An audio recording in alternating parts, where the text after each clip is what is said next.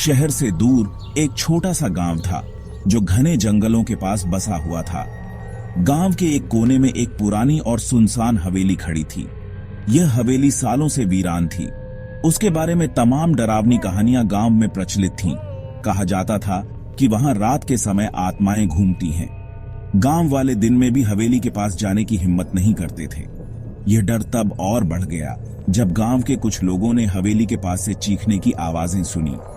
किसी ने बताया कि वहां एक स्त्री का साया देखा गया जो लंबे बालों और जलती आंखों के साथ दिखाई देती थी। गांव में एक अजीब सा खौफ छा गया। बच्चों को सख्त हिदायत थी कि वे हवेली के पास भी न जाएं, लेकिन डर और जिज्ञासा का अपना ही प्रभाव होता है। रघु नाम का एक युवक हाल ही में गांव में रहने आया था। वह बहुत ही निडर और जिज्ञासु स्वभाव का था। उसने गांव वालों से हवेली की कहानियां सुनी, लेकिन उसने उन्हें सिर्फ एक अफवाह समझा। रघु को यकीन था कि यह सब सिर्फ डरावनी कहानियां हैं और इनका हकीकत से कोई लेना देना नहीं। उसने यह साबित करने की ठान ली कि हवेली में कुछ भी अजीब नहीं है। एक शाम जब सूरज डूब रहा था और गांव में सन्नाटा पसरने लगा था, रघु ने अपने दोस्त मुकेश से कहा, मैं आज रात हवेली में जाऊंगा। ये सब बकवास है, कोई आत्मा वात्मा नहीं होती। पागल मत बनो रघु। जो लोग वहां गए वे कभी लौटकर नहीं आए। मुकेश ने उसे चेतावनी दी, अगर मैं डर गया तो तुम लोग मुझे डरपोक कहना, लेकिन मैं साबित कर दूंगा कि वहां कुछ भी नहीं है। रघु ने मुस्कुराते हुए कहा। गांव वालों ने उसे बहुत समझाने की कोशिश की, लेकिन रघु अडिग रहा। उसने एक टॉर्च, एक माचिस और एक छोटी कुल्हाड़ी लेकर रात को हवेली की ओर कदम बढ़ा दिए। हवेली के पास पहुंचकर रघु ने देखा कि वहां का गेट जंग से भर चुका था। गेट की चरमराहट से उसकी रीढ़ में सिहरन दौड़ गई। अंदर एक घना सन्नाटा पसरा हुआ था। गेट खोलते ही उसे एक तेज हवा का झोंका महसूस हुआ जो काफी ठंडा था। हवेली के अंदर का रास्ता झाड़ियों से ढका हुआ था और चारों तरफ टूटे फूटे पत्थर बिखरे पड़े थे। रघु ने अपने आप को शांत रखने की कोशिश की और टॉर्च जलाकर आगे बढ़ा। जैसे ही उसने हवेली की दहलीज पार की, उसे एक अजीब सी गंध महसूस हुई। ऐसा लग रहा था जैसे कुछ सड़ा हुआ हो। दीवारों पर धूल जमी थी और पुरानी तस्वीरें अजीबोगरीब दिख रही थीं। हवेली के फर्श पर गिरी हुई लकड़ियां और मकड़ी के जाले हर तरफ फैले हुए थे। अचानक उसे सीढ़ियों के ऊपर से एक धीमी आवाज सुनाई दी।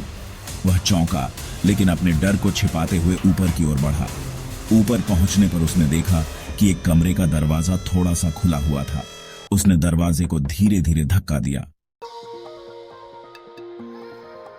कमरा खाली था। वहां एक पुराना लकड़ी का झूला रखा था जो धीरे धीरे हिल रहा था, जैसे किसी ने अभी अभी उसे छोड़ा हो। रघु ने कमरे का मुआयना किया, लेकिन उसे कुछ खास नहीं मिला। वह मुड़ा ही था कि उसे लगा कोई उसकी तरफ देख रहा है। उसने जल्दी से पीछे मुड़कर देखा, लेकिन वहां कोई नहीं था। तभी उसे अपने पीछे किसी के पैरों की आहट सुनाई दी। उसने तेजी से पलटकर देखा, लेकिन वहां कोई नहीं था। अब रघु का दिल तेजी से धड़कने लगा था। वह समझ नहीं पा रहा था कि यह सब उसकी कल्पना है या सच में कुछ हो रहा है। तभी हवेली में एक गूंजती हुई हंसी सुनाई दी। यह हंसी इतनी डरावनी थी कि रघु के पसीने छूट गए। उसने उस आवाज का पीछा करने की ठानी और टॉर्च की रोशनी में आगे बढ़ा। आवाज उसे हवेली के बेसमेंट की ओर खींच रही थी। बेसमेंट का दरवाजा जंग लगा हुआ था। रघु ने अपनी कुल्हाड़ी से दरवाजे को तोड़ा और अंदर दाखिल हुआ। बेसमेंट के अंदर घुप अंधेरा था। दीवारों पर खून जैसे लाल धब्बे थे और फर्श पर अजीब आकृतियां बनी हुई थीं। रघु ने टॉर्च की रोशनी चारों तरफ डाली। तभी उसने दीवार पर लिखा देखा, जो भी मेरी नींद तोड़ेगा उसे अपनी जान से हाथ धोना पड़ेगा। यह देखकर रघु का दिल बैठ गया, लेकिन उसने खुद को संभालते हुए वहां से बाहर निकलने की कोशिश की।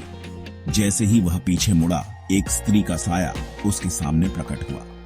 उस स्त्री के लंबे काले बाल थे और उसकी आंखों से आग जैसी रोशनी निकल रही थी। उसका चेहरा खून से सना हुआ था और वह जोर से हंसी। तुमने मेरी नींद क्यों तोड़ी? उसने गुस्से से कहा। रघु कांपने लगा। उसने माफी मांगने की कोशिश की, लेकिन उसकी आवाज नहीं निकली।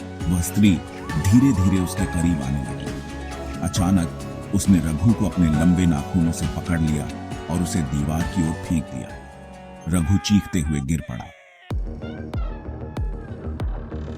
अगली सुबह गांव वालों ने देखा कि रघु का सामान हवेली के बाहर पड़ा हुआ था, लेकिन रघु का कोई नामो निशान नहीं था। लोग समझ गए कि वह हवेली की शिकार हो गया। उस दिन के बाद हवेली से हर रात तेज चीखने और हंसने की आवाजें आने लगीं। गांव वालों ने हमेशा के लिए तय कर लिया कि वे उस हवेली के पास कभी नहीं जाएंगे। यह कहानी दर्शाती है कि अज्ञात की दुनिया में झांकने का अंजाम कितना भयानक हो सकता है।